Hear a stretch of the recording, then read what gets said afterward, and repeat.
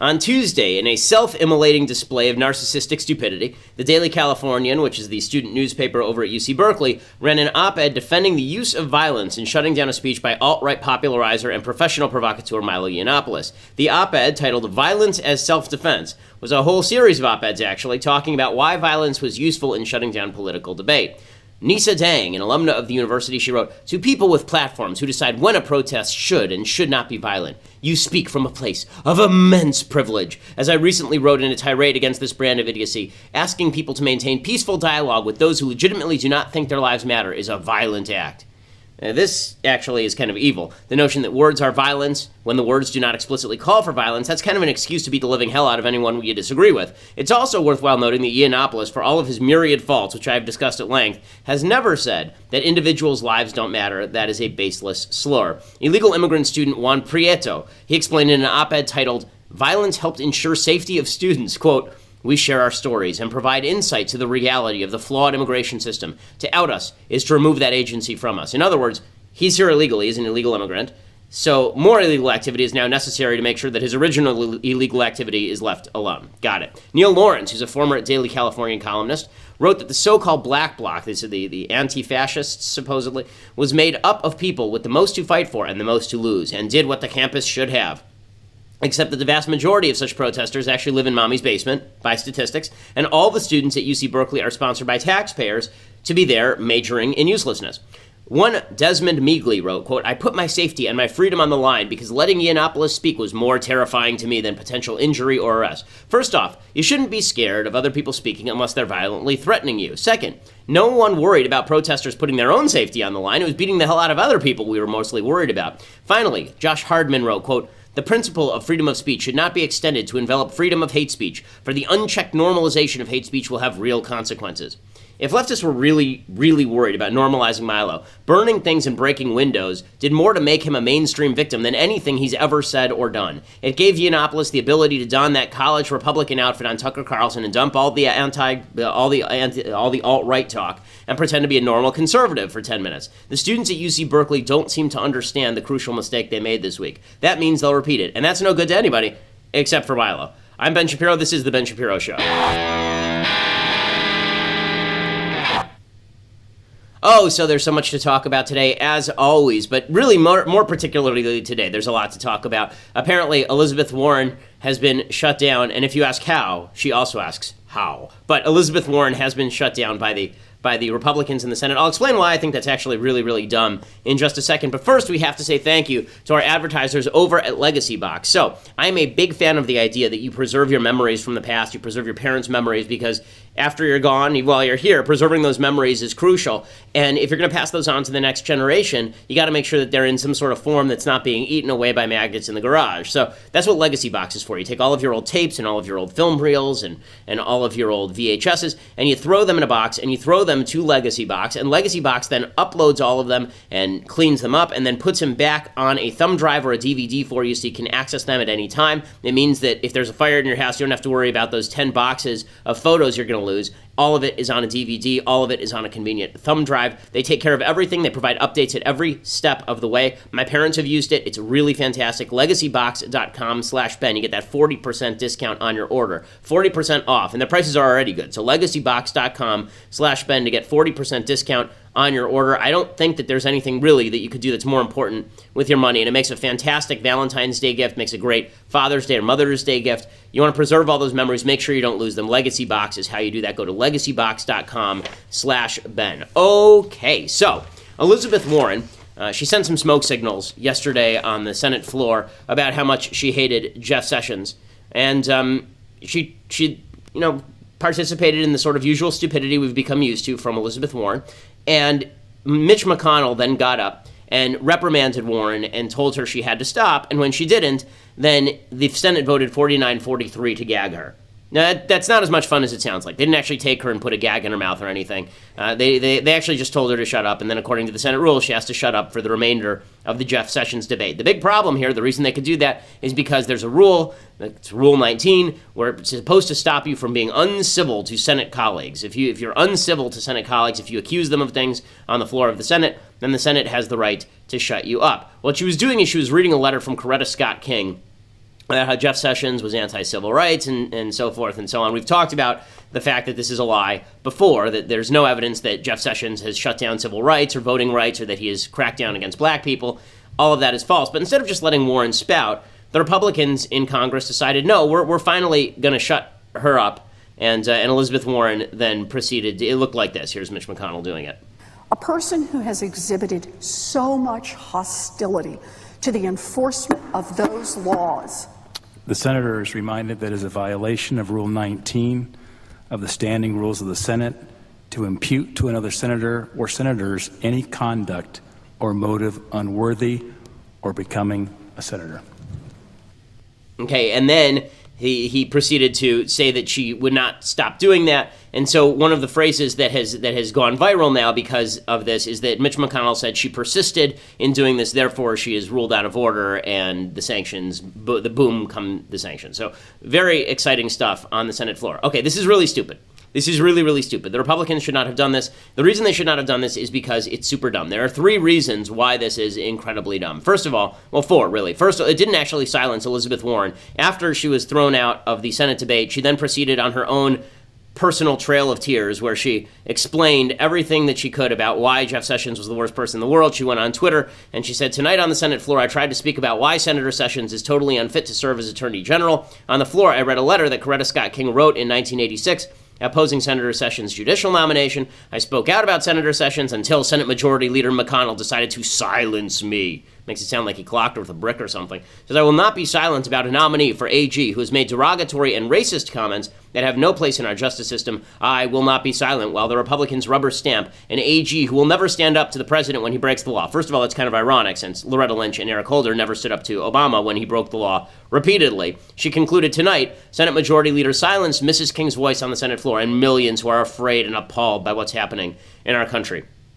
And now, unless you actually want to make Elizabeth Warren the nominee in 2020, which is possible, maybe you actually want to make Elizabeth Warren the nominee in 2020. You want Pocahontas to be the nominee in 2020. The reason we call her that, by the way, is because she claimed for years that she was of Native American ancestry, and there is no evidence whatsoever that she is. It's how she got a job at Harvard. They claimed that she was a member of a minority, and they called her a minority hire. She's significantly whiter than I am. Significantly whiter. I mean, honest to God, she's significantly whiter than this piece of paper right here. I mean, she is the whitest person in human history. But she said all this. In any case, they silence her, and this is the problem. Number one, they gave her what she wanted. So I led off today's broadcast by talking about if you want to give Milo what he wants, just keep telling him to shut up. Right? If you want Milo to get what he wants, all you have to do is keep burning things over at Berkeley. If you want to give Elizabeth Warren what she wants, more publicity, all you have to do is tell her to shut up and then invoke the Senate rules. That's number one. Number two, I'm sorry, but Republicans don't get to play the civility game anymore. Okay, the civility game is over. And honestly, I hate the civility game in the first place. I think the civility game is stupid.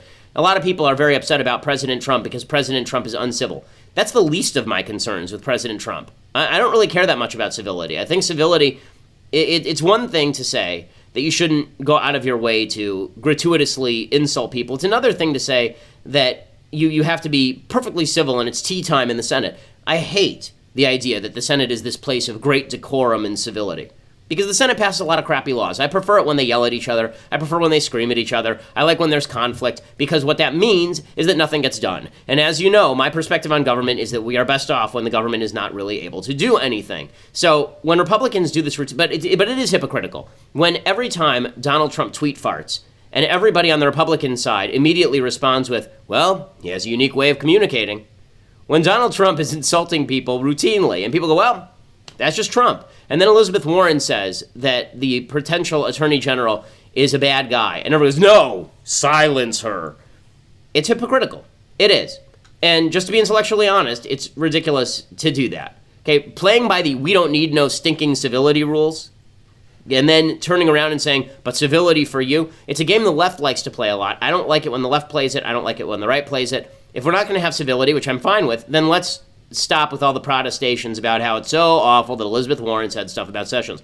Finally, you can't be in favor of censorship when it's your opponent and against it when it's you.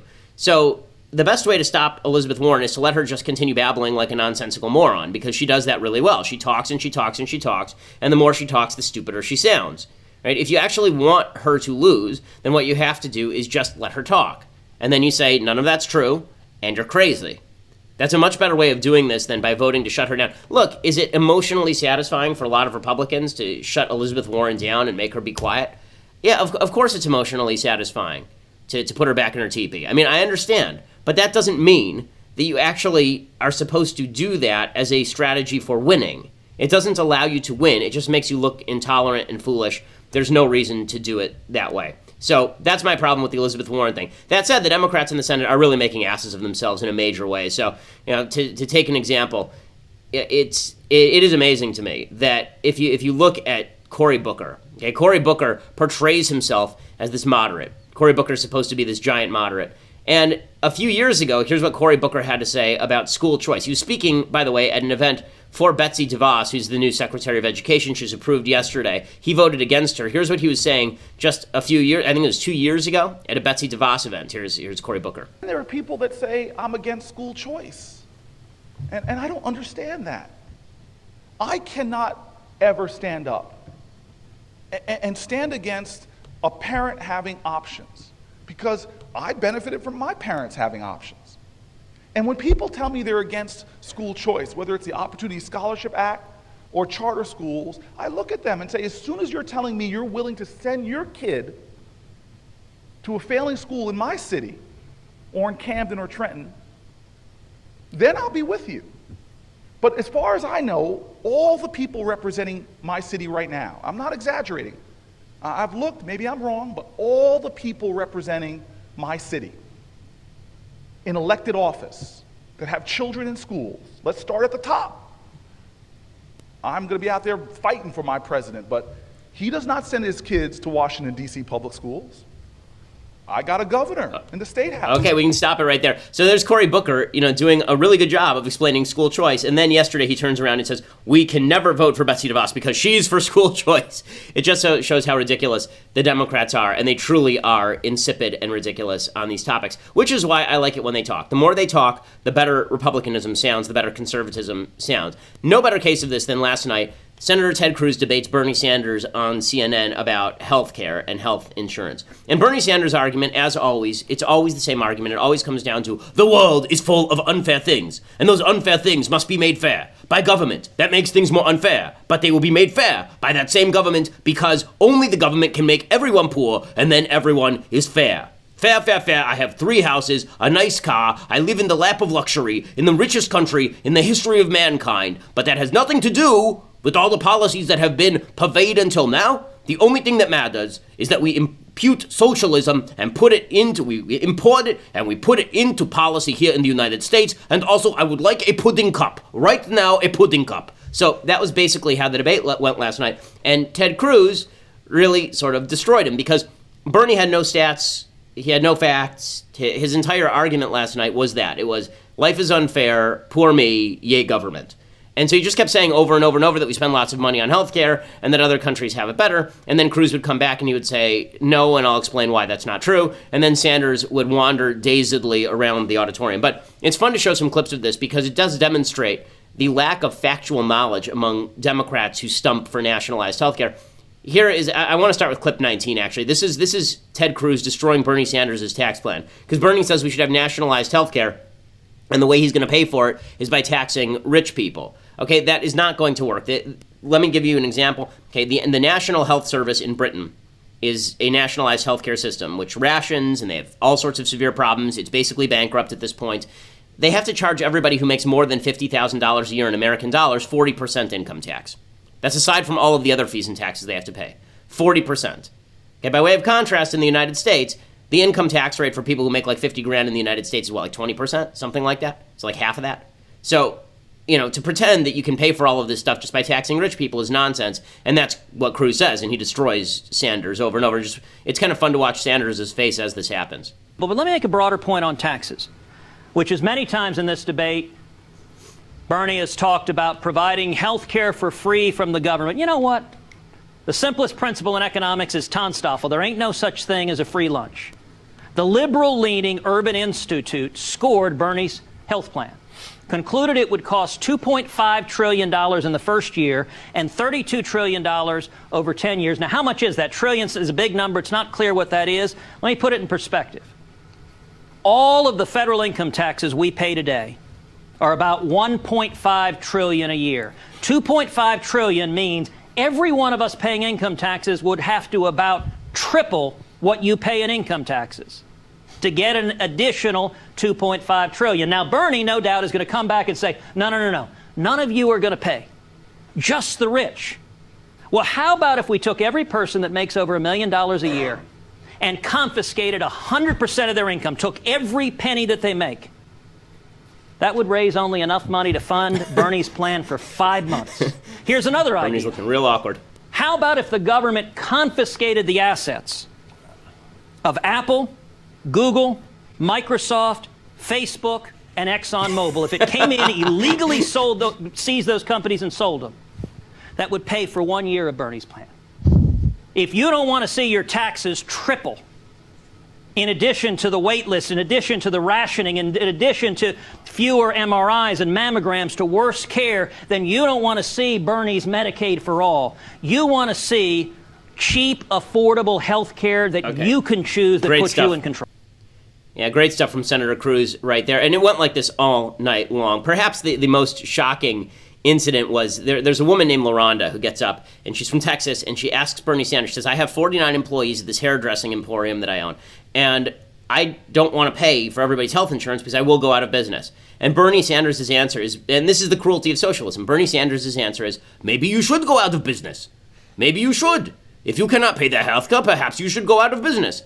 Ignoring the fact that then everybody at LaRonda's is not going to have a job and be on the government dole, but that's actually what he wants, right? Socialism is all about driving people out of private industry and into the arms of the public sector. Bernie Sanders said many times last night, he said a bunch of times, that the Medicare is deeply, deeply popular. Medicaid is deeply right, because when you make people dependent on something, it turns out that thing is super popular with the people who are dependent on it. But here was this exchange. It was pretty amazing. This clip 8. This is this woman, LaRonda, questioning Bernie Sanders, and Bernie Sanders basically saying, you go out in the cold, and you should die out there. You're a bad person. You're a very bad person. I've been living on the public dole for years. Why cannot you also do the same thing? Pudding, now. Under Obamacare, I am restricted because it requires me to furnish health insurance if I employ more than 50 people.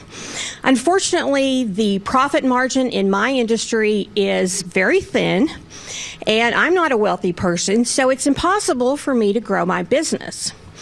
My question to you, Senator Sanders, is how do I grow my business? How do I employ more Americans without either raising the prices to my customers or lowering wages to my employees? Let me give you an answer you will not be happy with. And that is, I think that for businesses that employ 50 people or more, given the nature of our dysfunctional healthcare system right now, where most people do get their health insurance through the places that they work, I'm sorry.